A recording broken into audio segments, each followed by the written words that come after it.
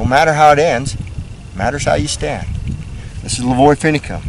One cowboy stands for freedom. See you later.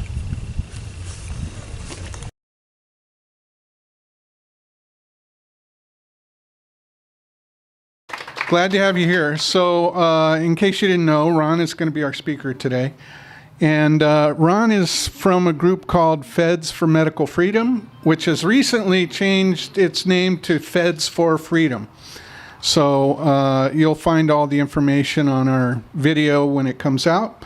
But I wanted to update everybody on a couple things that are going on in the world.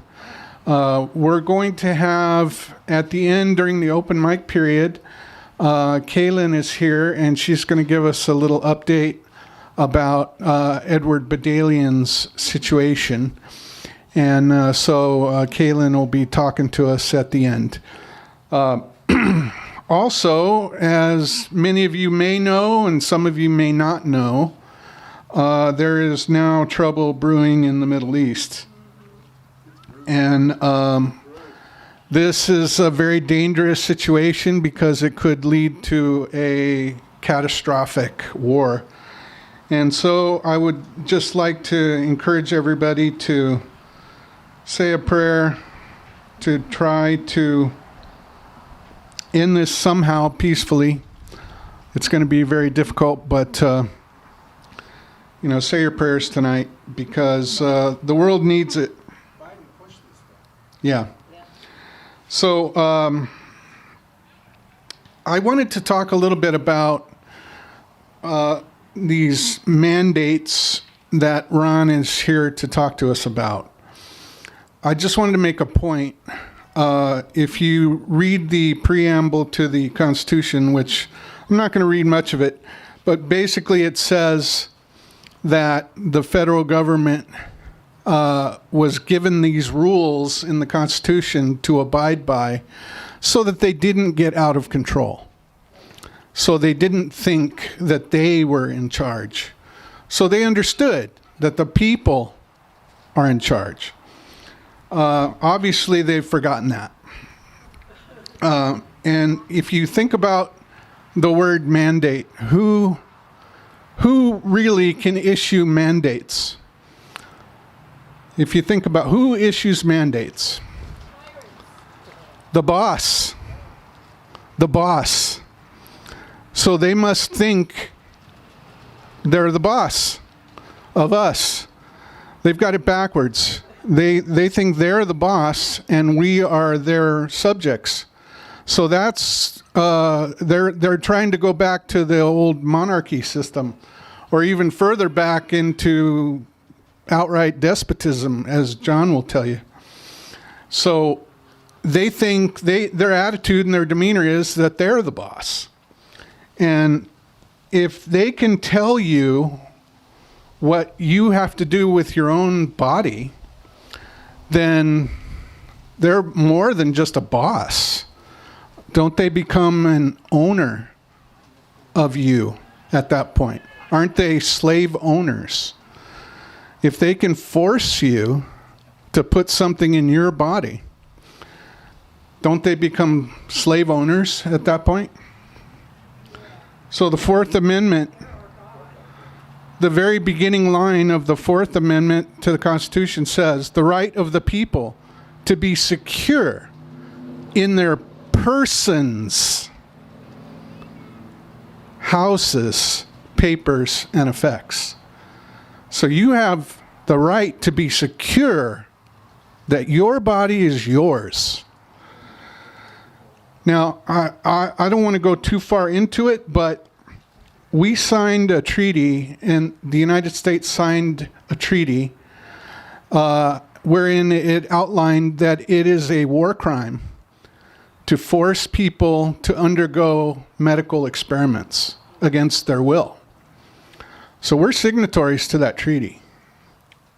So those are things to think about. But what I'd like to do is invite Ron Severson up to the microphone to give us a little talk today about what his group is involved with, Feds for Medical Freedom. And come on up and tell us your story, Ron. Appreciate having you. Thank you.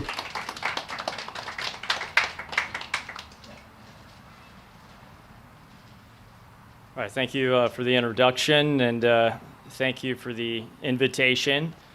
It's a pleasure to come out and meet others who are also in the same journey to continue the American independence that has continued for over 2 centuries before. I'm also here today with Pang and Natalie. We come from Ventura County, where we work and support our Navy. We work for Naval Sea Systems Command, which is a great entity to ready our ships, help the sailors to be fit, as well as to have their systems be fit for their mission. And then what happened 2 years ago is I and several of us started to realize maybe people high up in the Navy, high up in the government, maybe they lost sight of the main mission. You know, and if we were to say that main mission is to preserve and perpetuate freedom for mankind, I would agree. If we were to say that that mission is to preserve religious liberty, I would agree. If we were to say that mission is to preserve everyone's right to speak what they truly think, I would agree, and many have agreed. In various ways, no matter where you worked, whether you were a teacher or a firefighter, or whether you were maybe working with a company, you know, and had more than 100 employees at the time, or maybe you were someone serving within the federal government, whether it be for the Navy or the Army, or maybe it's for Social Security, or maybe it's the State Department and many other different departments and agencies. Right? We were told, you will take the shot or it's goodbye. And so for myself and where we've worked, I recall an email that came October 2021, from Vice Admiral Galinis at the time, and realized Vice Admiral Galinis is a top leader for our command, and he sent an email that was very clear. There was no gray area. It was very clear. He typed, folks, you will take or you will not be working for the Navy. So that stood out in my mind because it hit me. Later on, I discovered it hit other people to read this. And I thought, wow, these people are serious. They're not joking around when I've heard a few things in the news about shots being forced on us. And in those days, I to some extent was agreeing that maybe the shots are good, or maybe they're good for a certain subset of people. I knew it wasn't good for me, and I knew there had to be choice. Where there's risk, there must be choice. There had to be choice. And so then I recall thinking, well, they're going to have a provision for those with natural immunity, or those who can say they've had the illness prior. But then when the days and a few weeks came by, and I remember I was meeting up with Pang and Natalie and others, and I became fast friends with other people. I started to see there was no provision for natural immunity. And there was a darkness, like a sense of darkness. It was very bad. It was very wrong. This should not be happening in the United States. And I realized this is a time where we put our flag in the ground, say this is our place, this is our position, and we keep to it. We keep to it no matter what it comes to. And telling myself to be polite, telling myself there is a good optimal solution for this, we just don't see it yet. And also seeing that we were in a type of game of chicken. We're being stared down by people in higher positions, And we're also reading about this for the firefighters here in Los Angeles, reading about it for the teachers. You're starting to hear rumblings of your neighbors. I was even working aboard ship in Seattle, Washington, working aboard ship, and I was trying to understand one day, why was the ship so quiet on a work day, work hours? And then I realized a couple men were having a serious discussion. Something had grabbed their mind, their emotion, to where they had to have a serious discussion and not do the pipe fitting, not do the cable pulling to install systems on the ship. And so I carefully approached and listened and realized they were faced with either taking a shot they did not agree with or taking their whole family and moving somewhere else. And they were talking about their coworkers who had just uprooted. Some went to Idaho, some went to Montana, is what I remember them saying. One man was incredibly conflicted. I talked with him a bit more, and it turned out that his wife was pushing on him to take these shots. So here he was at work. Work is pushing on him to take shots. He would go home. His wife is pushing on him to take shots. He knew it was not for him. He did not want his kids to take it. And yet, what was he supposed to really point to help him out? What was he supposed to point to support his position? And it's interesting. It's interesting how some of us so firmly said no, but we have that right. We have that right because this involves our bodies. You know, there's a boundary for every one of us here that your body is yours, made by God in His image.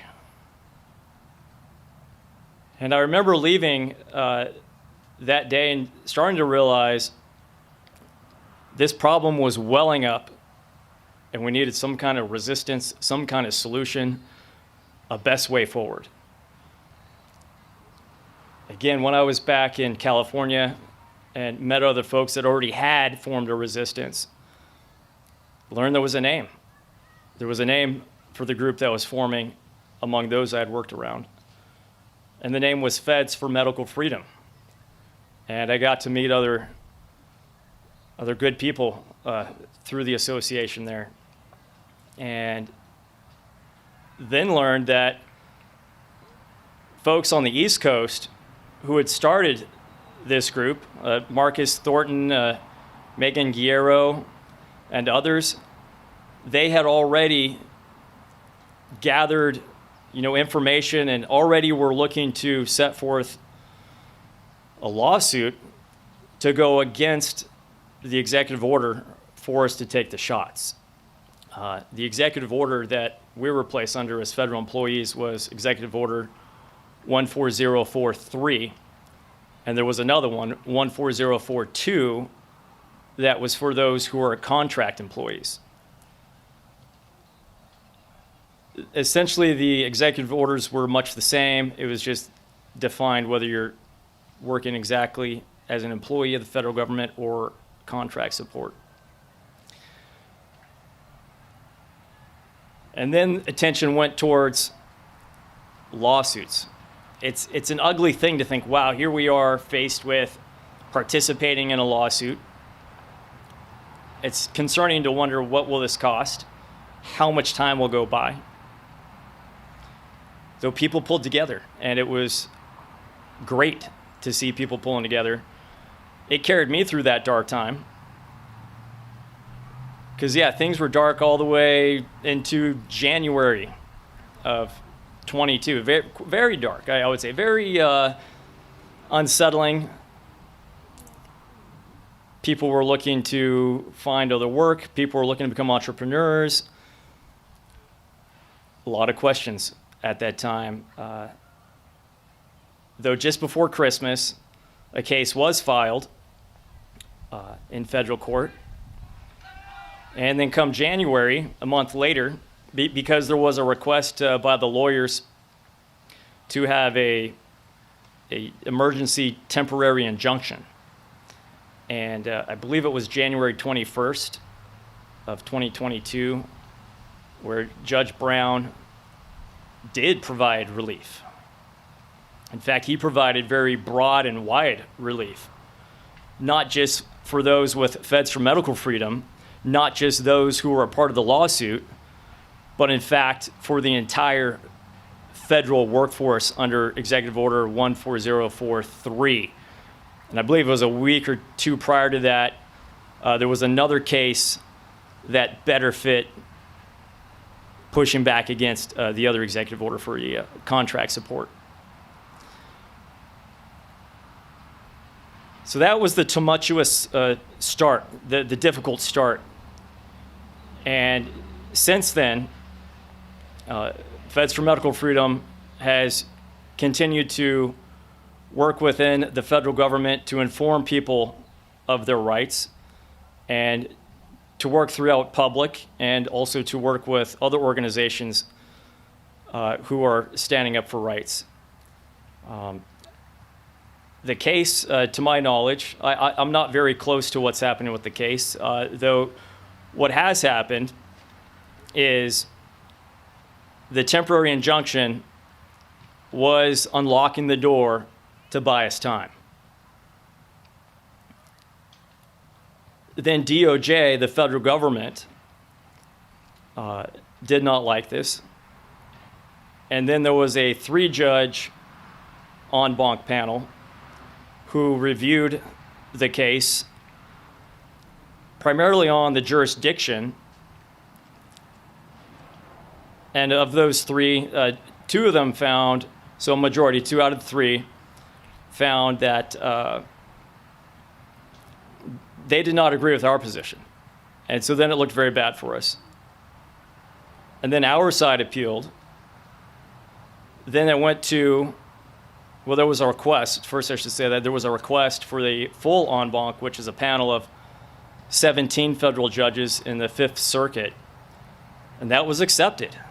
And I remember we were told something like 1% of cases get accepted for a full en banc when requested. Thankfully, this was accepted. I remember traveling east all the way to New Orleans just over a year ago. So that was September of 2022. Got to sit in the courtroom that looked like a castle. Big blue curtains, awesome carved wood ceilings, and the bench where the judges sit was this curvaceous U shape so that all 17 of them could sit together. Now, I got to say, it was around 9 a.m. in the morning, and a few of the judges, I think, were still nodding off to sleep, which to me actually helped to calm me down to show this is routine for them. And it's interesting how something that could be so transformative for many of us was another day for the judges. Though there were those judges that were wide awake and alert, and the questions they asked were things like, and they're asking this to the attorney for the DOJ, things like, if you could do this, could you not mandate a particular diet for the federal workforce? And then hearing the attorney for the DOJ try to explain that away, and he did a poor job of it. And as it went, every time the DOJ attorney had to provide an answer, his answer was weak, it was limited, it was poor. And that was good for us. Well, many months went by. I believe it was March or April of this year when the ruling of those 17 judges was provided. And of the 17, 10 of them, a majority, agreed with us. They sided with us. And that's very strong, thankfully. What's happened more recently now is the DOJ has appealed to the U.S. Supreme Court, and that is where the case sits now. They've asked the U.S. Supreme Court to hear the case, and really what they're hearing on is just the jurisdiction, whether it's even acceptable to have a case. It is not yet on the merits of what occurred. But the justice system is very drawn out. It's very slow motion. And so we have to be patient. We have to realize we're in a type of marathon, perhaps even longer than a marathon, though it is in process. And we are winning. We are winning. Everyone actually is winning, and we continue to win by coming together as people have here today. And we continue to win by talking about this with our family and our neighbors when we can, when appropriate. And talk about it in an uplifting way, in a positive way. The positive way that the American spirit to maintain freedom is continuing. There is a push, there is a pressure. There is a pressure back. And though at times it's a tough topic, we find ways to talk about it so that we can paint this in a beautiful manner. So that we can, hopefully when we're older, look back at this time and see it as a tough time that we rose through and continued for the future, for the children. That's something that motivates many of us. How are kids to defend against this? How are those who are not yet born? How are they to defend against this? When you lose freedom, there is no easy way to just climb back up. That's why we have to continue to push and to hold on to what we have. We have to try to define who it is that's after our freedoms, why it is, and we need to resist where appropriate and how best we can. And that's resist with our time, our communication, our knowledge, our dollars.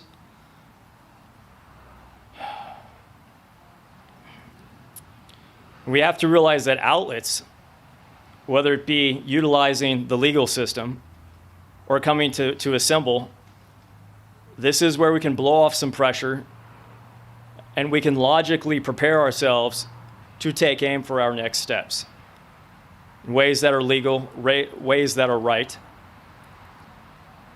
And that's what I want to continue to be a part of, to continue to push back against the regime, against those who are in powers of government, powers of banking, and otherwise, whether it be giant companies that perhaps don't have our best interest, perhaps areas of the medical industry that do not have our best interest.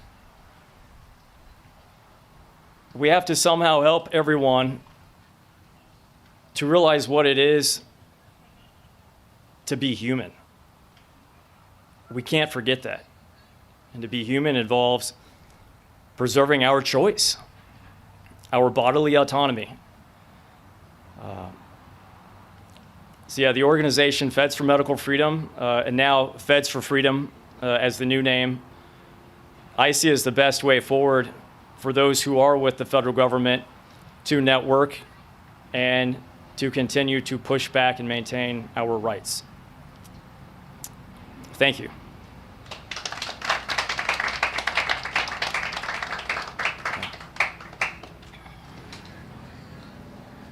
So, Ron, if you would, are you willing to stick around and answer a few questions from our Absolutely. illustrious people here at People's Rights? Absolutely. Okay, so anybody that does have a question, please line up and ask it. And I will start off with, if you could just respond to the fact that BlackRock, as it turns out, owns much of the media that is pushing the and the mandates. I shouldn't have even called it they're pushing the injections. Yeah, the shots. Because they own the very media outlets that are pushing it, and they also own Pfizer and Moderna, for example. So I was wondering if you could just speak to that, how that such a giant corporation can have so much influence. I think in part it's a consequence of investing. Investing is good. Investing, ownership of companies, that's good, the capitalist system. Though there has been such growth, whereas most of the middle class and the poor class has had limited opportunities for income to invest with, that it continues to be more and more imbalanced. And if you look back through the United States history back about 50 years ago, wealth inequality was much less than it is now. Now there's great wealth inequality. This is a difficult problem to understand how to solve or how to begin to solve. A problem that's 50 years in the making, one might imagine, might take 50 years to solve. Maybe faster, maybe 20 years. Though, as you say, not only do they own companies that are producing medicines, they also own the companies that are providing the information, the media. We have to turn to media sources that are free, that is, that are not owned by other entities. Twitter recently, right? Twitter in the last year was purchased by Elon, and his purpose is to make it more and more a free speech platform. It seems he's detecting the problem that you're bringing up. For that reason, I see Twitter as a good platform, at least for now. Things can change. And assembling here in person is probably the very best way. This cannot be censored. If you know a time and a location, this is where you can exchange information. There are other things to do besides just communicating and exchanging information. Look for those businesses that are doing well. Look for those banks that are doing well. A Public Square, yes, thank you. There are other companies that have recently formed. In fact, we met the founder of Public Square at a rally in Port Hueneme in November of 21. Yeah. Traveled from Port Hueneme. Sorry. Awesome. Yes. Some of us have too. Ventura County. Yeah, and well, Public Square, led by Michael Seifert, he's looking to eventually make an Amazon that is for those businesses and those customers, those businesses who respect freedom and respect American values. And so we should look for those and we should do business with those. Right. Ron, So I wanted to say something too. There's also a come on up to the mic. Come on up. I just have a comment. I mean, there's also a conflict of interest because, certain people in government positions also own shares in some of these health companies, like a certain Secretary of Defense who shouldn't be, how can we trust certain officials like that when they have, something to gain from their decision of power, That's something that American people need to be aware of, too. You got people in Congress, too, that are pretty much immune for insider trading, right? And so, that was just a comment. Yeah. What? Having people in official positions that have an interest to benefit perhaps by tens of thousands, hundreds of thousands or more based on decisions they're making. And if those decisions involve restricting our rights, this is very concerning. And you would probably think there should be committees within Congress to evaluate this. To carry on with what he was pointing out, I don't know if people are aware of this, but there's a company called Vanguard, which is bested only by BlackRock in size. And one of Vanguard's chief investments is prisons for profit. So if you have judges and attorneys, that have Vanguard funds, they are literally profiting from imprisoning people. So the conflict of interest is huge. I was wondering if you could comment on that. That area I'm not too familiar with, though. Just touching on the concept that again, you could have people in power profiting off a privatized section of the justice system. That is concerning. You have to look at it and realize they probably have an interest to continue to grow the prison system rather than to reduce crime. They may have an incentive to,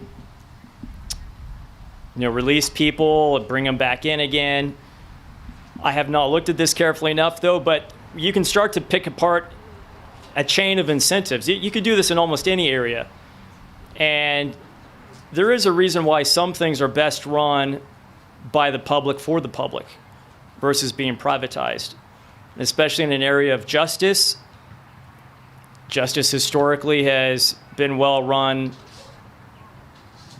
by government for the public good as a public service. Probably, I think it would be interesting to look at how budgets have changed within states over the decades and how slowly over time things have become more privatized in some areas.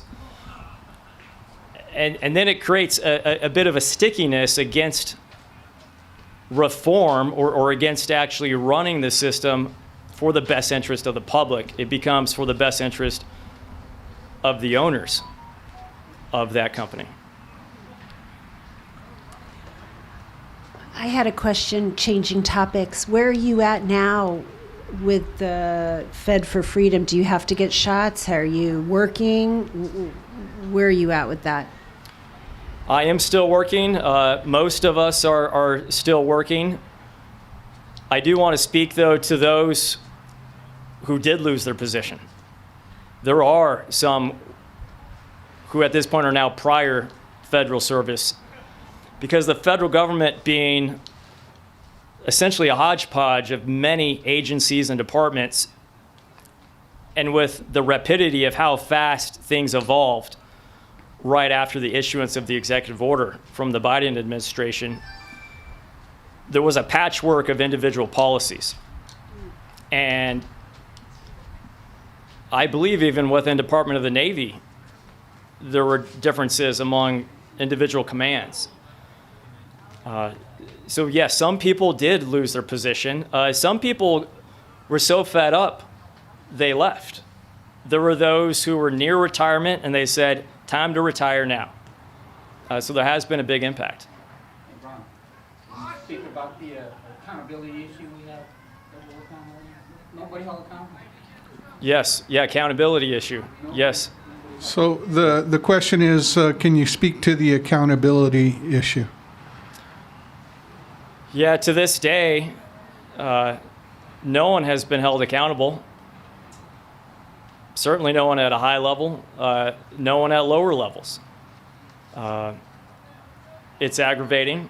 It appears that we will have to look for accountability up at higher levels where you got to focus the attention. Senator Rand Paul, he's been an excellent advocate for people thinking as we do. He's putting the focus and heat on Fauci, and he's keeping that up. I think this is very good. Some of us would like to see a few others perhaps have some focus put on them in due time. And we would definitely like to have policy going forward to protect medical freedom. Protect your choice when it comes to any kind of a medication or medical procedure related to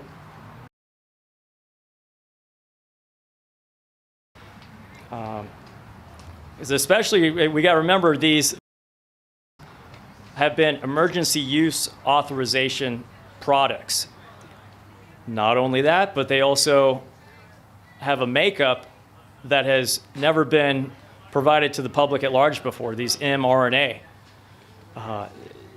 So the questions that people have had are very legitimate, and there's evidence out there to show people having blood clots, to show them having strokes. Myocarditis is a word you hear. You see that in the news. That's heart damage. That's heart damage. And this is happening in children. I've read where some doctors have reported that while you can recover from this, other people are thought to have lifelong scarring of the heart. I mean, that opens a tremendous concern right there. Which brings me to my next question is like, how are you guys, like, are you filing lawsuits? Because, I mean, have you guys been hearing about a lot of people who died from getting the shot, like, you know, within days of having it, you know, and are you guys filing lawsuits, you know, countering that with the federal government? There are various lawsuits, though within the organization, there are several, but the one that has the most success is filed by Boyd and Gray and Associates, and that's the one that's taking the Executive Order 14043 head on into the federal court system. And at this point, the Department of Justice, representing the Biden administration, have now appealed to the U.S. Supreme Court. And what the DOJ wants to do is they want to wipe the record. Right.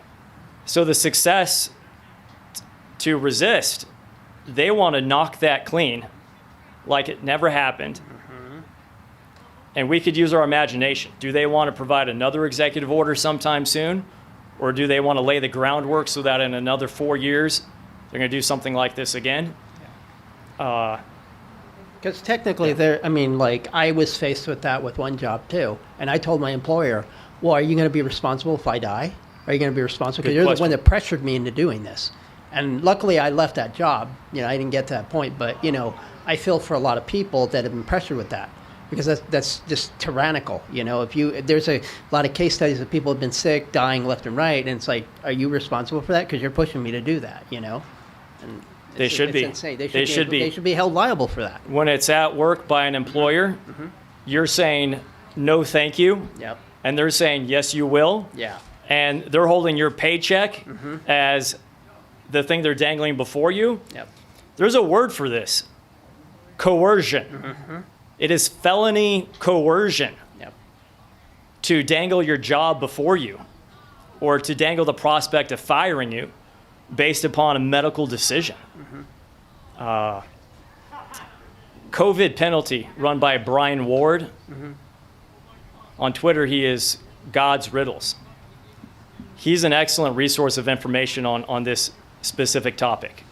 He is filing several lawsuits, I believe almost weekly right now, in various states on the exact topic right there. The employer had forced people to take it. Yep.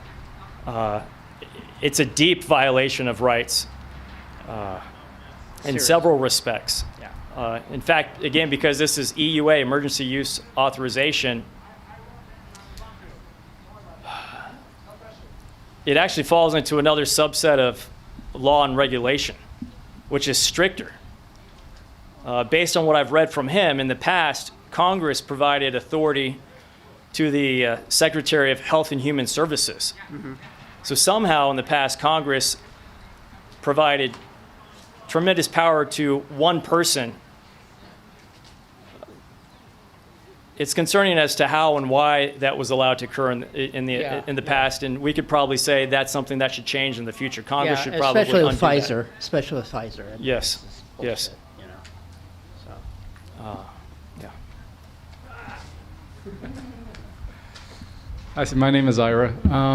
So when you're talking about EUA, this isn't really the question I'm going to ask, but there's no more emergency. So how can you have an EUA if there's no more emergency? So are you guys civilian employees of the government? Yes, civilian. We are civilian employees. So besides the BlackRocks and Vanguards of the world, you also have unions. Maybe you guys don't have a union, but when it comes to the Vanguards and the BlackRocks, there are unions that are also exerting a lot of power. So has it been dangled in front of you yet? Like, you guys have TSPs, the thrift savings plans? Yes. So has it been dangled in front of you yet that here's the TSP? Well, if you're good people, we're going to do Vanguard, BlackRock, whomever, and you guys are going to get great returns on your TSPs. Talk about coercion or what have you. The way I understand TSP is you choose a fund and portion of your paycheck gets provided into that. There is what's called, I believe, TSP window or open window. I would have to look again at this, but there is some process by which you can be more selective in how that area of retirement savings and investments is invested. Though that is not pushed. What is pushed is more the cookie cutter. Put your money in the C fund or the I fund, so forth. C fund generally is matching the S&P 500. And then then the actual way to invest that is by other large banking investment institutions, which perhaps don't have our best interest. Can you tell us how federal employees and federal contractors can get a hold of you, how they can find your information and your contact details? The best way to find more information on Feds for Medical Freedom and now Feds for Freedom would be the website. That's fedsforfreedom.org. There's also numerous locations, whether it be Facebook, Instagram, Twitter, Truth, Getter, Gab. You can also find emails there on the website, fedsforfreedom.org. I remember early on where Pang and Natalie and I and others would go to Google and go to the other search engines trying to help rank the website up higher. Okay, now use a different phone. Okay, now use a different browser, right? Okay, then another day you do it again somewhere else. These are good techniques. You put in a search word and then you look for your website and make that the first one you hit. You help to teach the search engine, this is what to display higher. Then obviously those who were putting together the website did a great job. And what we see nowadays is that it should come up in the top 10, fedsforfreedom.org. And you'll see our founder and president is Marcus Thornton. He's been very active. And there's many others that have done tremendous volunteerism to run the organization. We're talking late nights, early mornings, lunch hour, nooks and crannies of time. There are spouses who are helping. There are some people that are losing sleep. They're helping so much. They're mission-focused people, right? We are mission-focused people. We have to win. We are winning, and we're going to keep winning. We must, right? The future counts on it, at the risk of sounding cliche. And we have to do this in a legal and a somewhat of a polite way, but you stand up for yourself utilizing the tools available. That's the legal system. And that right there is a big challenge because you have to pay for it. You have to find people who are willing to write how they have been impacted. And early on, a lot of people did not want to talk about this. This was so painful, right? And concerning. People thought that if they stood up and spoke out against it, that they would be fired for that reason. So it was a bit of a catch-22. That's part of the ugliness of discrimination. Now the government thinks we're complaining about shots, and then they like to say, well, there's nothing written down to protect your right to say yes or no to a shot. And then the way we counter that is we say, I'm saying no thank you based on my religious belief, and that's what it is. Perhaps other people have other reasons why they've said no thank you.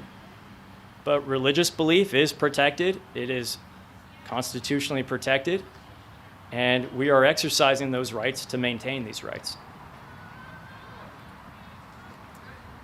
I don't want to take a lot of your time, but the city of Los Angeles, there's various different, my husband works for LA Airport, some work for the Department of Water and Power, there's LAUSD also, and they're all paralleling kind of what you're saying. So the mandates is under EUA, as you say, but is various different ways, like you say, different patches. My husband decided he was going to, he faced the coercion by taking. It's very heart-wrenching that he did that, even though we had both religious and medical exemptions. And there's some that have quit, like our friend Eileen, who was LAUSD, she quit, and now LAUSD, I think, took back their mandate, and they're going back to work. But the problem is, what about these people who lost money for like a year and a half or whatever? They're going to get back to work, but what? Same as any other employee? They're not going to go on back pay? So I guess my question really is this. Can your organization, which is federal, is there something we could use for that in terms of our local areas? I really like this question.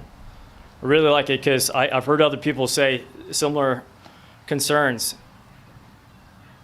Our hope is that our case, along with the other cases, as there's more success, provides legal precedent that other cases can point to and reference. And that then makes it easier for the attorneys representing these people who have lost their pay, lost their position, to see the pathway to present this before a judge and to then get the income back, the compensation they are due. Because yes, everyone who's lost their position, lost pay, or gosh, you're just nerve-wracked over it, compensation is due. It's due for everyone. You could then argue compensation is due for the spouses. You could argue compensation is due for the children.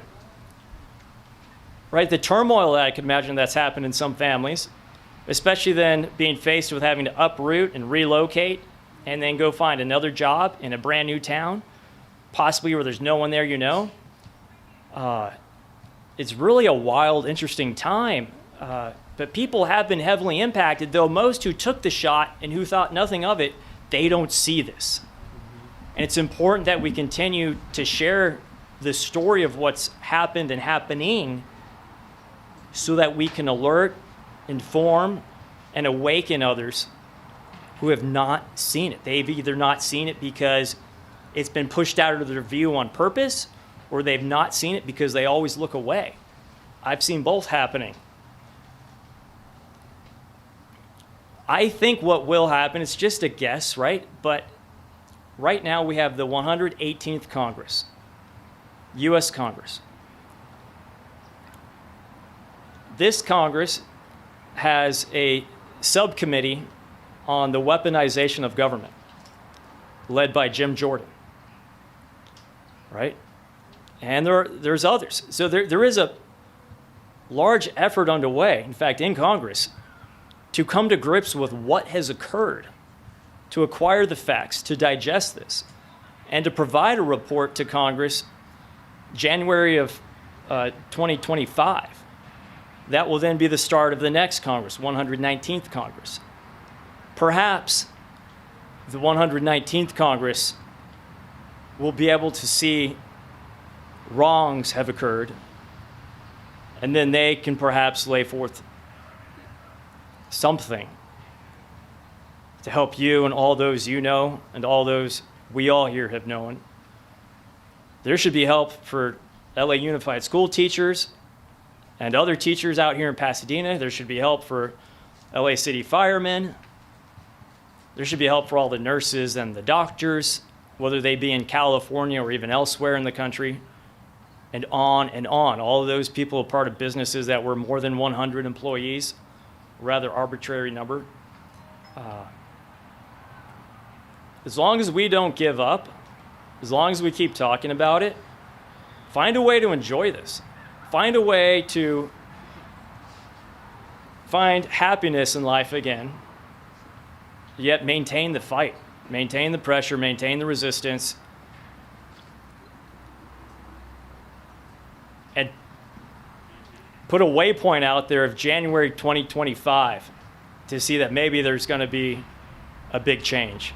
If there's not a big change in process at that point, perhaps that's where we realize we've escaped, but perhaps there won't be any apology or compensation.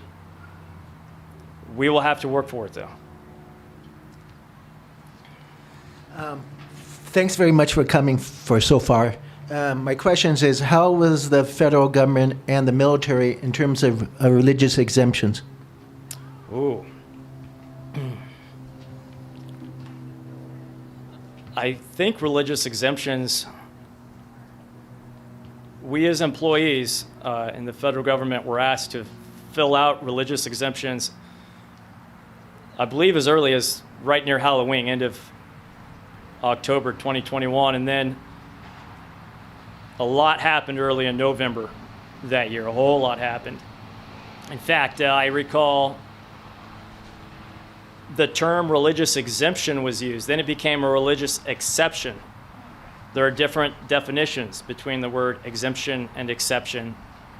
Exception is not nearly as strong as the word exemption. All right? So you want to use the word exemption.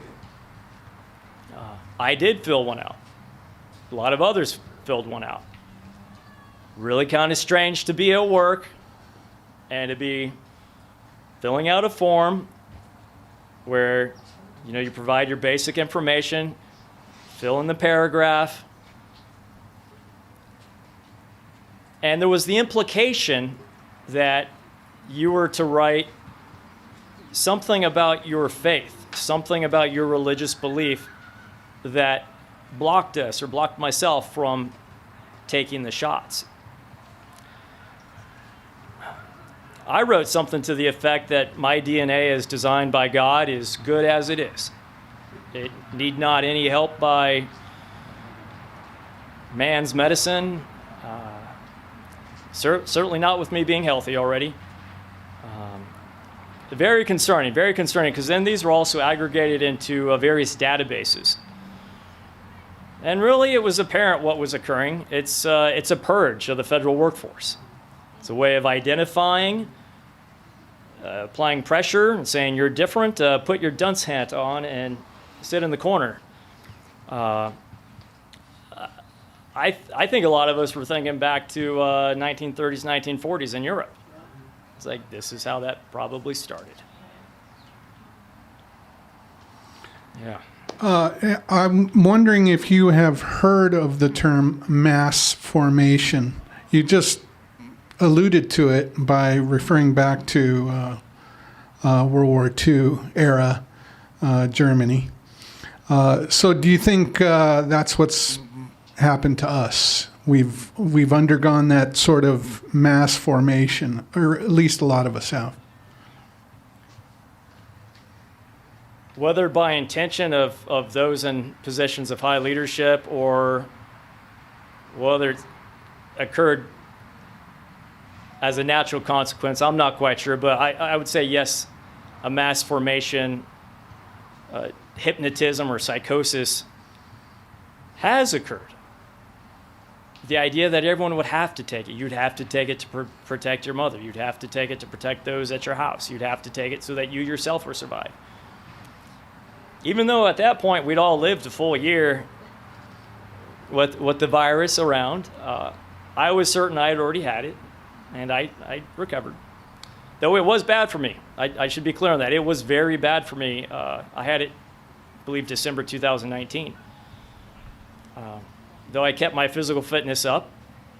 I recall I was working in San Diego, and the mask, the idea to wear something, seemed to be a type of reinforcement, a type of ritual of sorts.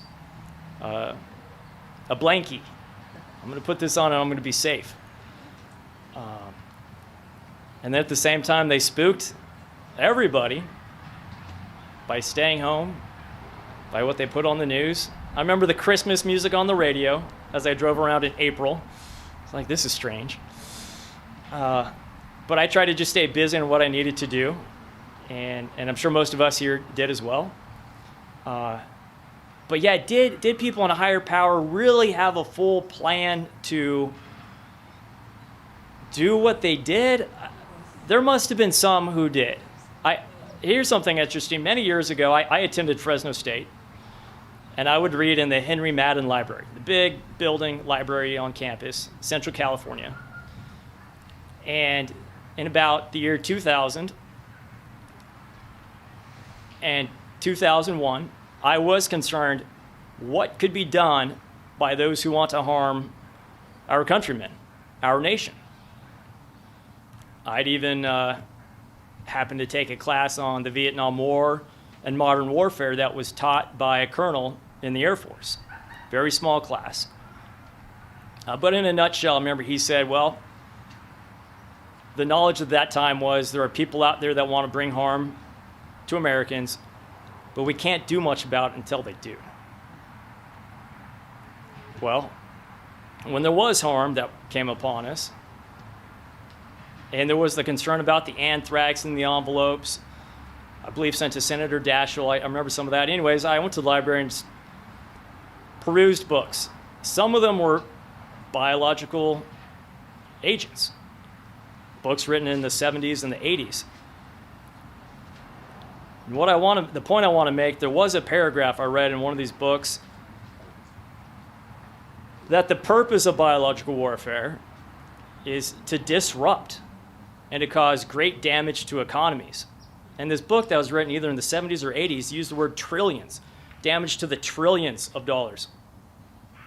And that you'd use this in concert with other means of warfare, psychological warfare, and other means. Right? So there's books out there written from decades ago that effectively have somewhat of an outline of what we've just lived through. So certainly those in positions to maintain our security, some of them must have had some awareness, and whether they dusted off a playbook or they had a playbook all ready to go, I don't know. But it really looks like they chose the wrong playbook, unless they wanted to cause deeper harm. Because that's all I see that's happened was deeper harm. Thank you for sharing about how that our bodies is the property of God, and that you shared about that first and foremost that God is our creator, and that prior and above every authority, God is above it all. Can you elaborate on that and your spiritual your faith journey through the last few years, especially during the mandates, and how it may apply or not apply to your religious exemption? Awesome question to ask. Yeah. In some ways, being on a faith journey, this time that's tested all of us, it's a way of testing our faith. And you can read of times when Jesus was tested, but he did not give in. I did not want to give in. Even if I thought the shots were benign, I still did not want to give in, because as soon as it became an issue of, you will take this, I knew right then, no thank you. Yeah, something's wrong. Something's wrong. And ask God for guidance. Ask God for inner strength. But yeah, I was angry at times. It's okay to be angry at times. Just bring it back together again, and trust that God puts us sometimes in tough situations. Tough situations will happen in life, though there is a way to climb up and out of it. There's a time to get through it. It teaches me that the tough times are not simply something that's historical behind us. Tough times will occur in our lives. Tough times will occur in the future. This is a part of our human condition, and actually it's something that God wants us to go through. He wants us to learn something. He wants us to display something. Right? God wants to be among those who follow him, but he also wants to be among those who can follow him even when they're pushed another way. He wants those who are strong and serious and who are trying. That's what a lot of this is about. It's like, just try to do better. Try to maintain your faith. And every day you do it, you've succeeded. You've won. Try to use the mechanisms within our society to win. we've used the legal system. The legal system helped us. And that's helped me to like our legal system. It's helped me to like our country. Even though there are negative things happening, I'm like, well, here are good things happening. So yeah, my faith to know that I have to keep going through tough times, that part is definitely stronger now. Definitely stronger. Yeah. Well, Ron, I just wanted to thank you once again for coming, and we really appreciate you talking to us today. Thanks a lot. Thank you. Thank you. I appreciate the invite. Appreciate knowing that people are assembling. Appreciate knowing that people are reaching out to connect with others. And this is a good thing to perpetuate. Keep going. Thanks a lot. Okay.